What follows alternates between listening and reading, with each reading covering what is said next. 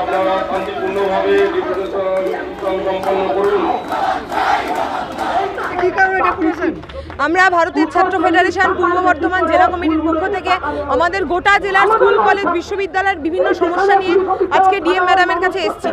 এর আগে আমরা বিভিন্ন জায়গায় স্কুল কলেজ বিশ্ববিদ্যালয়ের প্রশাসনিক স্তরে আমরা কথা বলেছিলাম, স্কুলে ডিআই অফিসে আমরা গিয়ে কথা বলেছিলাম, কিন্তু আমরা বলেছিলাম 240 টাকার অতিরিক্ত ফি নেওয়া হচ্ছে, কিন্তু আমরা দেখলাম আমাদের ডেপুটেশন ডিআই অফিসে গ্রহণ করা সত্ত্বেও নতুন শিক্ষাবর্ষে সেই একই নিয়মে 240 টাকার অনেক বেশি করে ফি নেওয়া হলো।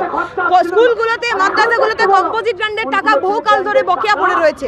আমরা বলতে চাইছি যে ছাত্রদের বর্ধিত টাকা ফেরত দিতে হবে, কম্পোজিট গ্রান্টের টাকা দিতে হবে।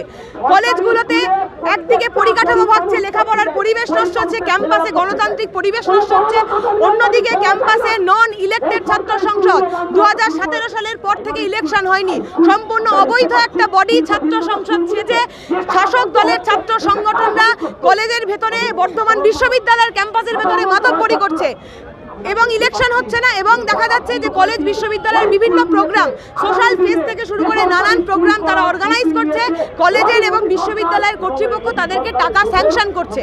আমরা বলতে চাইছি ক্যাম্পাসে গণতান্ত্রিক অধিকার ফেরাতে হবে, এই অবৈধ বেআইনি ছাত্র সংসদগুলোকে কার্যকলাপ বন্ধ করে সঠিকভাবে গণতান্ত্রিক ইলেকশন করতে হবে এবং ক্যাম্পাসে ছাত্রছাত্রীদের নিরাপত্তার সাথে জিএস ক্যাসেল বসাতে হবে।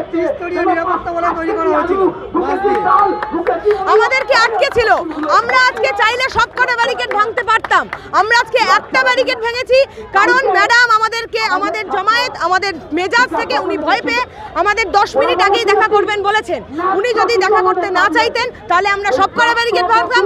আগামী দিনে যদি ওনারকে আমরা যে দাবিগুলো নিয়ে এসেছি সেই দাবি যদি পূরণ না হয় তাহলে একটা, দুটো, তিনটে কেন 10টা ব্যারিকেড ভেঙে আমরা যাব।